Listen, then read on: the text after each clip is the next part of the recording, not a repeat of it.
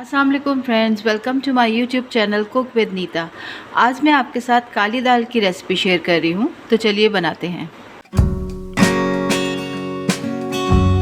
मैंने काली दाल ये 1 पाव के करीब है और इसको मैंने 2 ग्लास पानी इसमें डाल दिया है और चूल्हा मैंने ऑन कर दिया है। ठीक है, अब इसके अंदर मैं इसमें डालूँगी जो हमने यहाँ पे कटी प्याज रखी थी।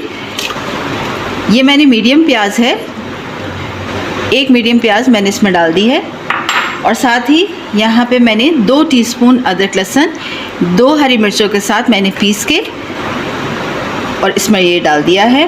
साथ ही यहाँ पे सूखे मसाले हैं, 1 चम्मच नमक, 1 चम्मच ज़ीरा है, टीस्पून है ये,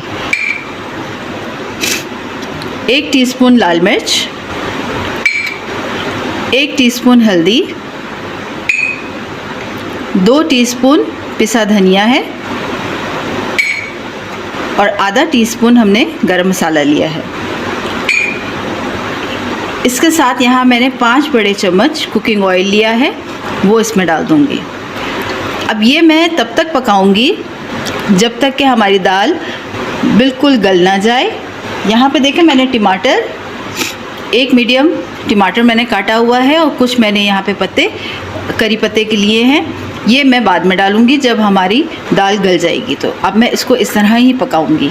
तो देखें मेरी दाल को पकते हुए 20 मिनट हुए हैं और अब मैं इसके अंदर यहाँ पे जो मैंने करी पत्ता और टमाटर रखे थे वो डालूँगी और अब इसके साथ मैं 10 मिनट पकाऊँगी ताकि हमारे जो टमाटर हैं वो भी सॉफ्ट हो जाएं और दाल जो है उसको फिर मैं घोटूँगी।